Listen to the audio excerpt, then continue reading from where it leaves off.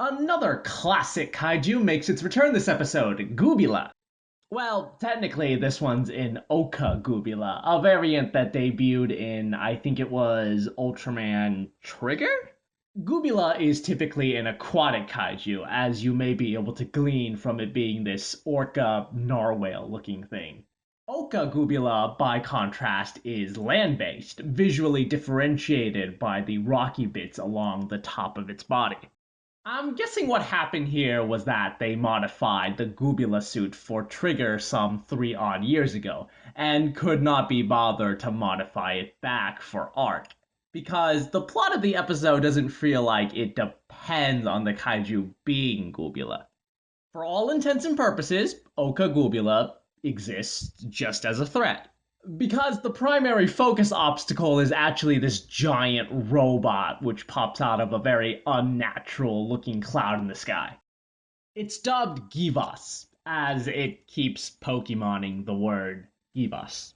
Givas defeats Ark, fends off Gubila, and seemingly protects a pair of children, leading the cast to question whether it's friend or foe.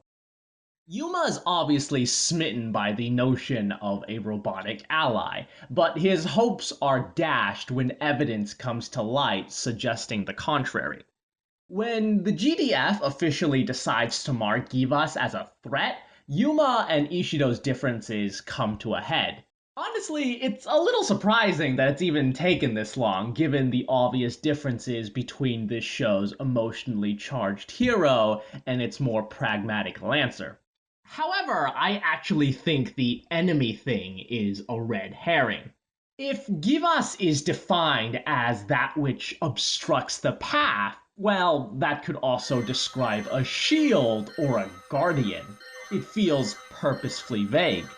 Seeing as how Givas only attacks in retaliation, I'm given to believe it's more akin to a defense mechanism than it is an offensive mecha. Also, the next episode's title is You Are Givas. Within this framework, why, it sure sounds like it could be referring to Ultraman Arc, Defender of Earth, couldn't it? Oh, and something that the English dub's been doing is that sometimes it'll take the Japanese text on screen and edit it into English. It's a fun little localization thing that adds a surprising amount of visual flavor, but that actually has plot relevance this episode, instead of just being a fun, immersive detail. That's cool. But what did you think of the episode? Leave your thoughts in the comments, like, subscribe, and until next time, see ya.